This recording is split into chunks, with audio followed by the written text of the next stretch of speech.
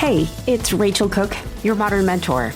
I'm the founder of Lead Above Noise, where we help leaders tweak how their teams do the work so that results stay strong and engagement and well-being thrive inside the work. When leaders learn to do this well, everyone wins.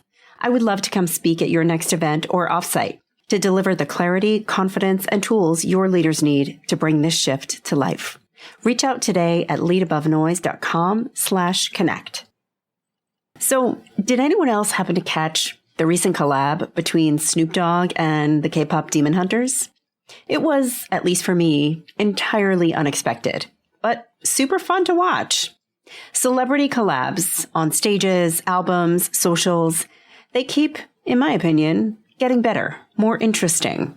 The more surprising, the more not obviously aligned, the better they land. While celebrity collabs these days seem purposeful and fun, collabs in the workplace are often anything but. I'm hearing from client teams these days things like, we are forced to collaborate with this other team. While celebrity collabs these days seem purposeful and fun, collabs in the workplace are often anything but.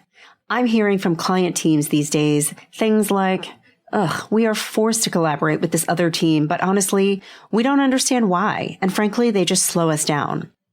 Or, I'd love to ask this other person to collaborate with me, but I don't want my boss thinking I can't handle this solo.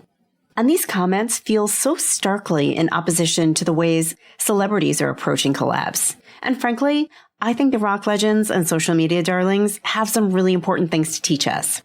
So, courtesy of Snoop and K-pop and lots of other performers out there, here are a handful of insights I'd love us to bring to our collabs at work, such that we feel ease and impact over hurdles and resentment. First, there's magic in the alchemy. On first glance, Snoop and Demon Hunters seem random, but they, or presumably their teams, saw something unique in that collab, something fresh in the blending of hip-hop with K-pop. It's not about what one or the other is lacking or unable to do on their own, but the magic of what happens when they come together. In the workplace, too many teams see collaboration as a thing to deal with or power through. They could do this on their own. They're collaborating against their will, and it's only an aggravator. I keep hearing from teams, we don't understand how or why we're supposed to work with X other team.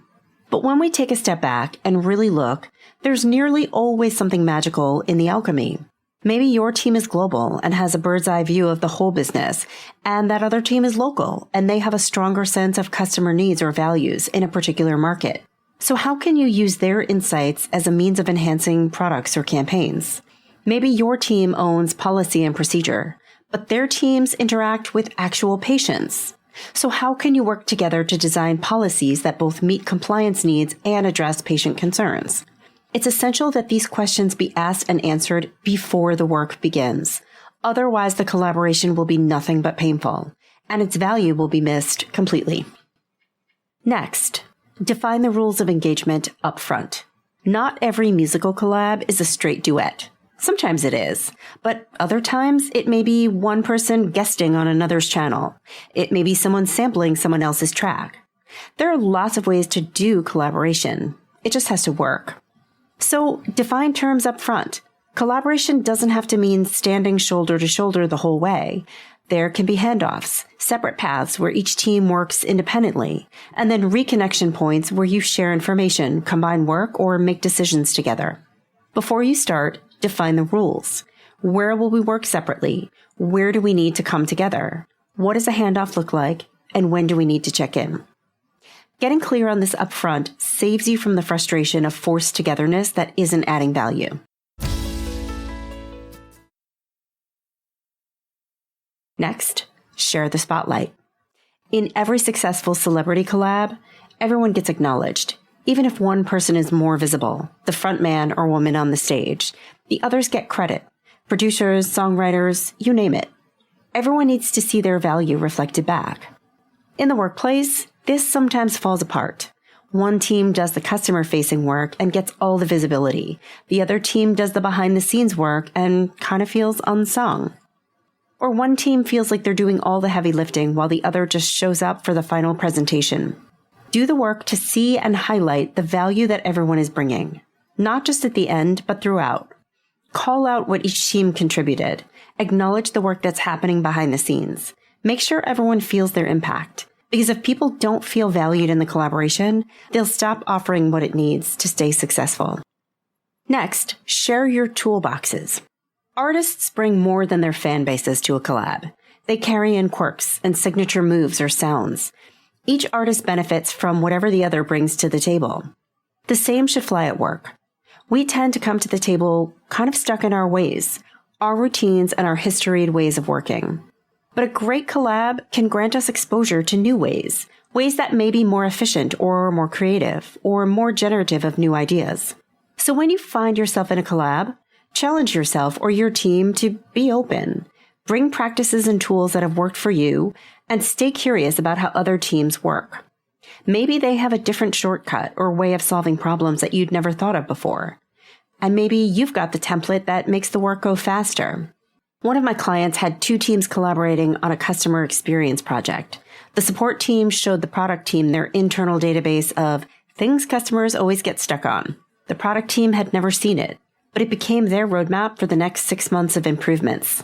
Collaboration isn't just about combining your outputs. It's about learning from how each other works. And finally, optimize for impact, not just speed. When teams tell me that collaboration slows them down, they're usually right. Celebrity collabs take longer, but that doesn't necessarily make it a bad thing. Both artists know they're creating something bigger than either could create alone. The reach is wider, the impact runs deeper. So yes, now more than ever, speed matters. But if a 10% slowdown can yield a 50% improved result, and yes, please just imagine that math makes sense, it may well be worth it to give it a try. So in a workplace collab, before you complain about the slowdown, ask, what are we creating that we couldn't create separately? And if the answer is something that reaches twice as many people, or something that solves the problem for good instead of just for now, or something that changes how we work going forward, then the slowdown is the price of doing something bigger. Don't measure success only by how fast you cross the finish line. Measure it by what you actually create.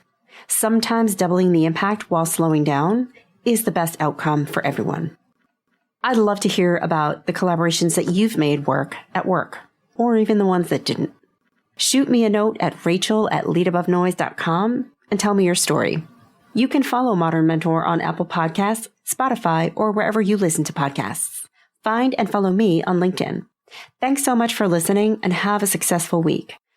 Modern Mentor is a quick and dirty tips podcast. Thanks to the QDT team. Audio engineer Dan Feuerband. Director of podcasts Holly Hutchings.